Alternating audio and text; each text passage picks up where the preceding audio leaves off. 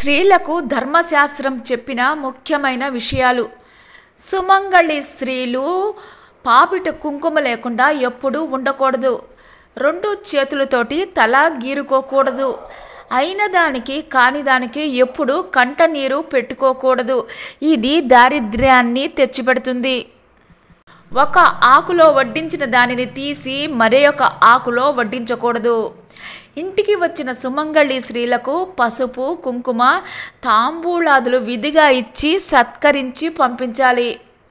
గర్భిణీ స్త్రీలు టెంకాయ పగలకొట్టకూడదు. టెంకాయను కొట్టే స్థలంలో కూడా ఉండకూడదు. గర్భిణి నిమ్మకాయను కోసి దీపాన్ని వెలిగించకూడదు. గర్భిణీ స్త్రీలు గుమ్మడికాయ కొట్టకూడదు. సూర్యోదయం పూర్వమే ఇంటి ముందు కల్లాపు చల్లి ముగ్గు వేయటం వల్ల లక్ష్మీ కటాక్షం కలుగుతుంది. ఇంటిలో ఈ పని చేయడానికి మనిషి ఉన్నా కూడా ఇంటి యజమానురాలు చేయటం వల్ల లక్ష్మీదేవి లోగిలిలోకి రావడానికి సహాయపడుతుంది.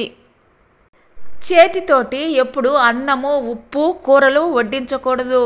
ఎవరిని కూడా పెరుగు తోడుకు ఇమ్మని అడగకూడదు. ఏ వస్తువు అయినా ఇంట్లో లేకపోతే లేదు అనకూడదు. తీసుకొని రావాలి లేదా నిండుకుంది అనాలి. నాస్తి నాస్తి అంటే మనకు అన్ని నాస్తిగానే అవమని అశ్విని దేవతలు మరియు తదాస్తు దేవతలు పలుకుతారు. స్త్రీలు పై ధర్మసూత్రాలు పాటిస్తే వారి ఇంట లక్ష్మీదేవి కొలువై ఉండి ఆ ఇంట సిరి సంపదలకు ఆయురారోగ్యాలకు లోటు ఉండదు.